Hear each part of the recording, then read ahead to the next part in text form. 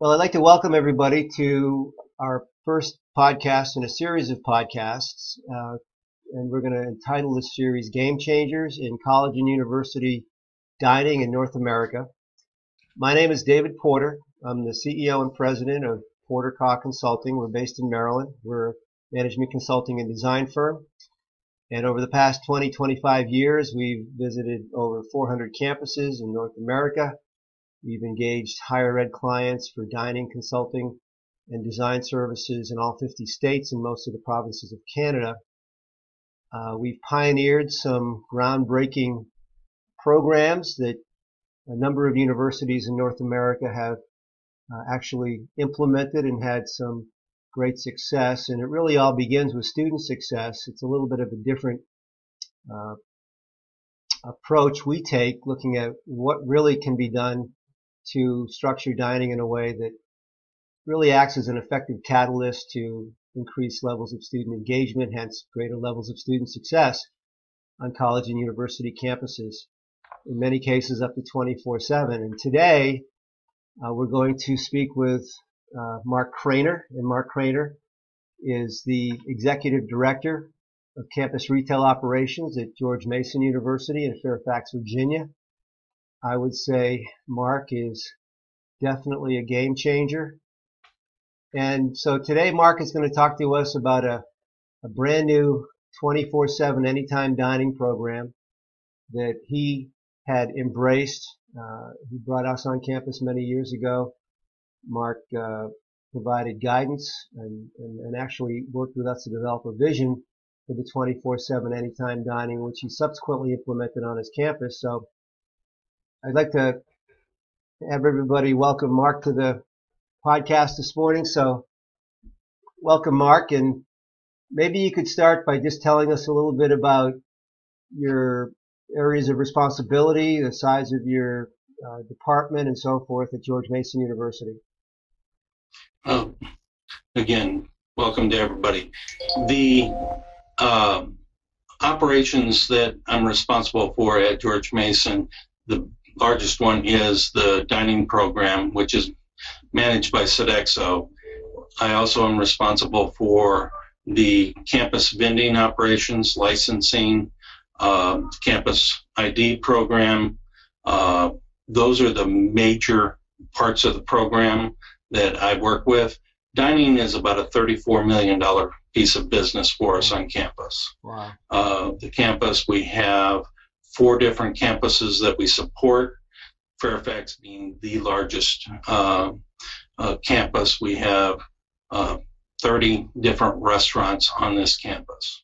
A little history, the campus is only 40 years old. 8 years ago, there were only 2,000 students that lived on campus. Today, we're 6,600. Wow. What we had in the past, it grew out of basically a commuter school. And as we kept growing in residents, it was putting pressure because, again, we focused on allowing our residential students with their meal equivalencies to eat in the retail operations. Right. And we grew from 15,000 students in the same time frame to 32,000. Well, the number of residents eating in the retail was causing issues with peak capacity and getting those students that did not live on campus a place to be. Right. Yet our dining halls were there, but our students weren't eating in them. Years ago, 60% of the meals consumed by a residential student were consumed in retail. So we felt we had all the space in residential dining, but wasn't being used, and we had 2 different groups competing for that retail seat. Wow. And we brought you in to look at that, and from that we came back to the university as we were also developing our plans about how we make a better community on campus. And the 24/7 anytime dining concept was very appealing because as we were growing those residential, uh, buildings and trying to build that community, which had not been there prior. Again, if they're eating in retail, they weren't coming together as groups in the dining hall. Right. And we needed to recreate that. So you'd mentioned you had the residential dining venues or the all you care to eat, but more students were using their meal plan and their equivalencies in the retail location. So was it almost the unintended consequence was that it was drawing students away from the neighborhoods and not reinforcing the sense of community within the neighborhoods on your campus? What it was doing was causing, they were more individuals. They'd grab a meal, take it to their room, close the door. Years ago, we called that cave mentality. And so they weren't working within the floor, within the residence hall as a community. And again, one of those things that the pendulum is swung. I felt, and campus agreed, that what we were, the unintended consequence of what we were doing with our program was we were teaching students to eat fast food. I mean, it was almost unwittingly encouraging them to go back and eat alone. Eat alone or, on the run. Right. And what we wanted to do, University Life had set some goals and we followed in with them in school, was how do we get them back to talking to one another or going to a meal together? And there were a lot of barriers to that. One person has a 10 meal plan, one had a 19. When do they do it? Do I have enough meals to get to the end of the semester? All those barriers and stress factors. Right. And those showed up on our surveys that there was a lot of stress about meal plans and the like. And going to the anytime dining took all those stressors off. So going into finals week, they didn't worry about it. Or at the end of the week, do I have enough meals to get through? Which also encouraged bad eating habits. Now it's open, come in as often as you feel necessary, so that we are now saying, come grab a snack, go to class, come back, have the meal, but do as you need to do through the day and don't worry about the counts, the swipes that they were using. And I'll be honest with you, I believe subconsciously they see the value in it. You'd mentioned that when the students were permitted to go to 24/7 unlimited access, it did a couple of things. One, it helped draw students back into the neighborhoods, into the dining venues that were kind of centric to those neighborhoods. But they could come in an unlimited fashion and get a wide variety of food literally 24/7. And one of the things we had talked about the other day when we were kind of preparing for this was you'd mentioned to me, and this really has stuck with me, that with your anytime dining program, students, and you have been tracking this, have been consuming an average of 11.5 meals a week. So a student can come 24/7. I mean, really listen to this: 24/7, unlimited, full menu variety and selection. The meal plan is approximately the same price as the 19 meal plan, and they only consume between 11.5 meals a week. And then you told me that there are a number of students who are still on a 19 plan, a 19 meal per week plan, which I like to fondly refer to as state-of-the-art 1970s meal plans. But in any event, a 19 meal plan. Now, how many of those meals per week are the students consuming on a traditional 19 in these residential venues? Those students are actually consuming more meals, but not by much. If I remember my number correctly, it's 14 meals on average. Right. On a 19 meal plan. So they're actually eating more because, again, they're very conscious of that. And, again, they still have the opportunity to do meal equivalencies. And on that 19 meal plan, they can bring in friends and eat off that meal plan. Also, it's a very liberal one, multiple meals per meal period at a time. So if they were to bring in 18 friends on Friday afternoon, and they could use all their meals at one time. Sure. So it's very friendly that way. Or they can go into the retail, and if they want to buy people lunch, they could also there. Each meal is worth $7 in value in a retail operation. So they tend to use their meal plan a little bit higher in that program. Now, also, you had mentioned, and one of the things we presented to you and you embraced and moved forward with your meal plans is the opportunity, and this is a real paradigm shift from the way historically meal plans have been done on college campuses. So what is now the equivalent of a 19 meal plan in terms of pricing, the anytime dining meal plan, you had moved ahead with the recommendations to provide meal plans with voluntary buy-up options. And what percentage of your students that are on mandatory meal plans are the anytime dining mandatory meal plans, 24/7 unlimited access, they're only eating 11 and a half meals a week, voluntarily purchase more discretionary dollars? Our standard anytime dining comes with $100. Okay. The first year we implemented, we had $100, $200, or $300. And the first year, about 40% of the students took the upper, bought up to the 200 or 300 level. Right. And our student food service committee came to us and said, you need to open that up more and add 400 and the 500. So we did. And today, approximately 50% of the students are in between $200 and $500. So half of them are still at the $100 level, but half of them have moved upward.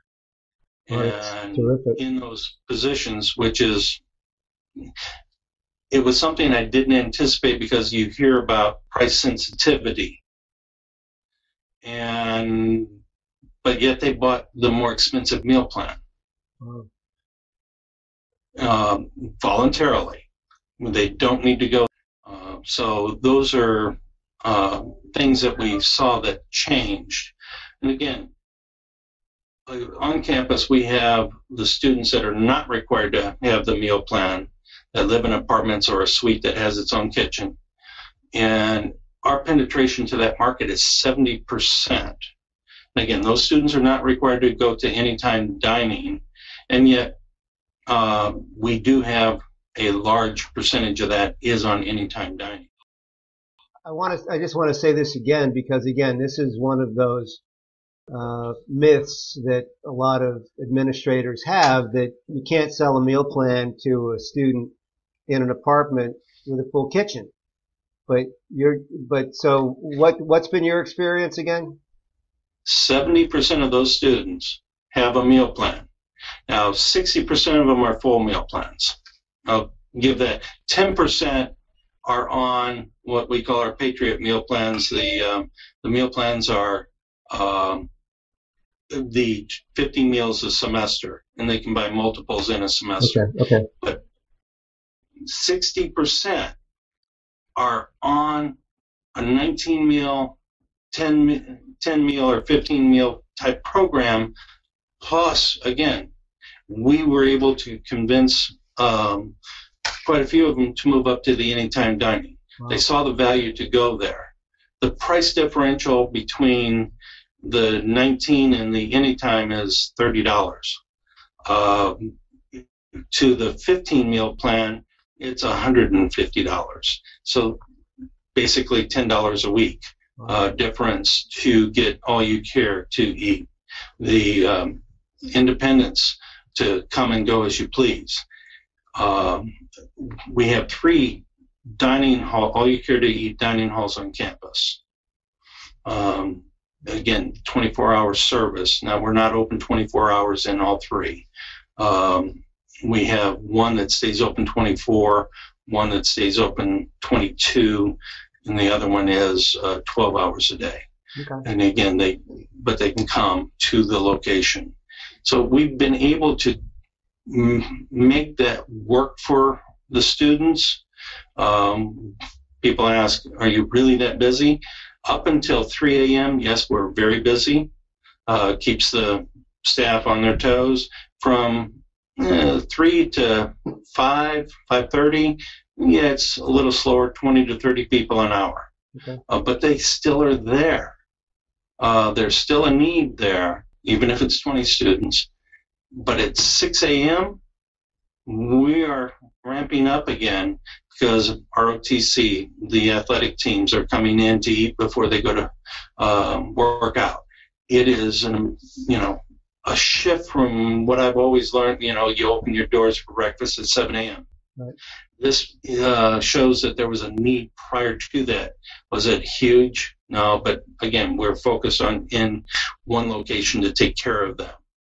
So what we've talked a lot about, and I've talked a lot about in my book, Porter Principles, and also with you about how social architecture, an approach that we pioneered, which is my definition of social architecture is the intentional programming and organization of dining to create heightened levels of student engagement, more opportunities for students to connect, make friends, kind of serendipitously, or work together, talk together, plan together. So how has the 24/7 Anytime Dining program, what have you witnessed in terms of levels of student engagement for your freshmen or your sophomores, and quite frankly, anybody who comes into that venue, and how has that changed over a 24-hour period, the way your dining venues are actually used now?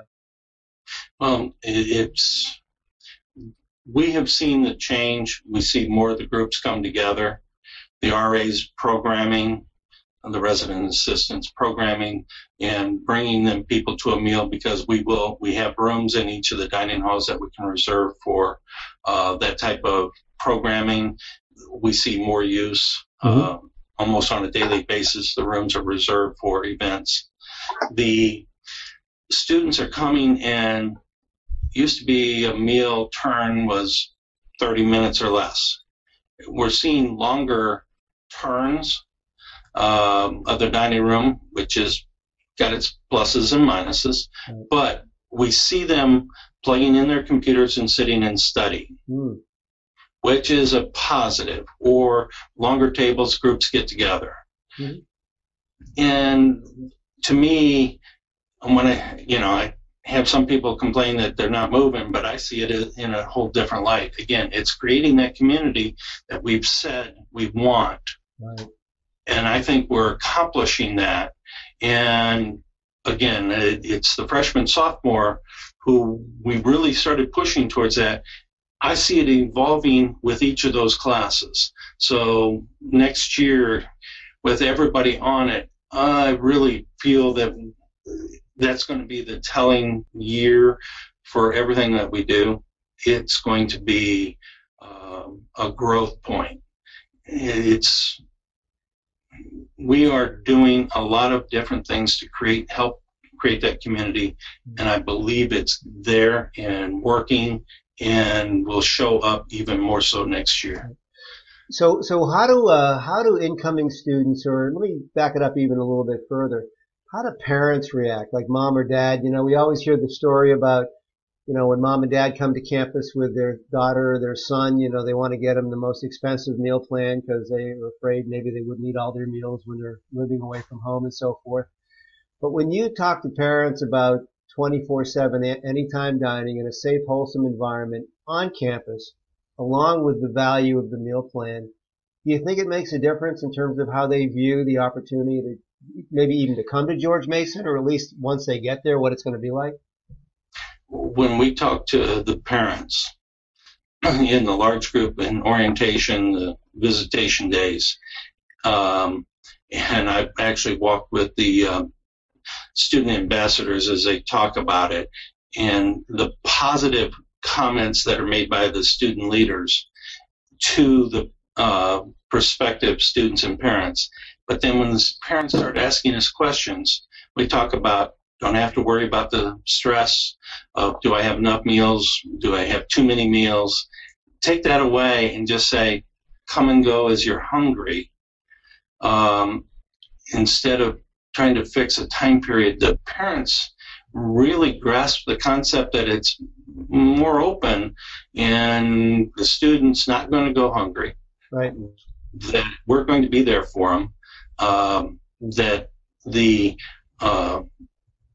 positive atmosphere that we're creating is better than, because they all talk about, well, it's not the same as when I went to school. It's not, because they had the 10 meal plan and they had fixed meal periods that were breakfast, lunch, and dinner, and there was nothing in between, right. No continuous service. And we're saying we've taken that out because their schedules are so much different. We see a peak at 10 p.m. for dinner, and they're going 6 p.m. is dinner. But we're seeing that shift because their schedules are different. We've got a group that does get up in the morning, but we've shifted the service further into the evening because that's what our students are doing. Okay, well, Mark, kind of wrap it up for us here a little bit. I've got one last question about financial, and I often in a tongue-in-cheek way say, but this is serious. On the front of my book, I stole Walt Disney's quote, although I gave him credit for it. It's kind of fun to do the impossible. And whenever we talk about 24/7 anytime dining on a campus, we usually hear, well, but that's impossible because, like, what about the cost? What about the food costs? And you've already said that food cost goes down on the meal plans. What about the labor cost? Well, how do we stay open, and how is it even possible to generate more money? So, not to get into the specific financial performance of your department, but in general, are you pleased with the financial performance, the top line revenues and the bottom line remuneration back to your campus as a result of this new program and everything else that you're doing? The return to the university, the top line sales have been tremendous. We've seen the numbers jump several $1 million top line, right. Which creates a better bottom line for us also. Everything we're doing is creating a better atmosphere for the university and creating that inclusive feel to it. Everybody can eat in the dining hall. Everybody's welcome. Everything goes to creating a better atmosphere across campus. The money's nice. There's no doubt about it. When we started this, we were at $25 million for dining. We're in just that area. This year was $30 million. So we grew $5 million over 2 years. Right. And you're satisfied with the return, the bottom line too, right? The bottom line return has been great. Right.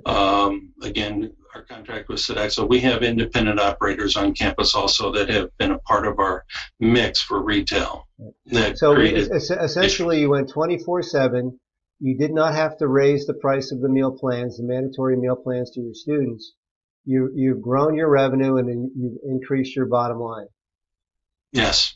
Everything that everybody wants in, the students are getting a great product because the nice thing, Sodexo looked at it and has also been able to put money back on the plate for quality of food because, again, working through the programs, small plates program, we are able to reduce our waste and put the money back to the program and create a better dining experience for our students. Okay. Well, Mark, I can't tell you how appreciative I am that you were willing to share your success with us today in our first podcast regarding game changers in higher ed. You're truly a game changer, and wish you continued success and hope to check in with you in the future and get an update on how things are going. So thank you, sir, very much. And for anybody that would like some more information about what Mark has been doing successfully on his campus, you can contact our office at 410-451-3617. We can provide you with information about how to get in touch with Mark. You can talk to Josh Lazarus in our office or Cezanne Grauer. Our website is www.portercawconsulting.com. And again, thank you, Mark, and we look forward to seeing everybody next time. Thanks, David.